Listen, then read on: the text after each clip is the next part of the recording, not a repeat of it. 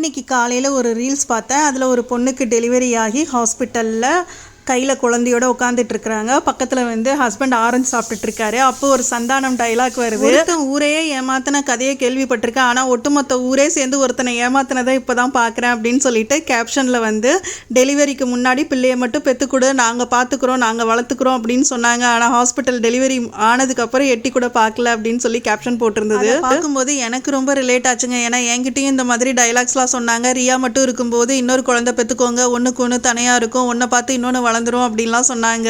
உங்ககிட்ட யாராவது இந்த மாதிரிலாம் சொல்லியிருக்காங்களா அப்படிங்கிறத கமெண்ட் பண்ணுங்க. இன்னைக்கு சாட்டர்டே அப்படிங்கிறதுனால குட்டி பசங்களை அழைச்சிட்டு கிளம்பியாச்சு. போகிற வழியில் டங்கு டங்குன்னு திடீர்னு சத்தம் கேட்குது. என்னடா இது பைக்லேருந்து வித்தியாசமாக சத்தம் வருது அப்படின்னு சொல்லிட்டு பைக்கை நிப்பாட்டி பார்த்தா பின் டயரில் ஒரு பெரிய ஆணி ஏறிடுச்சு.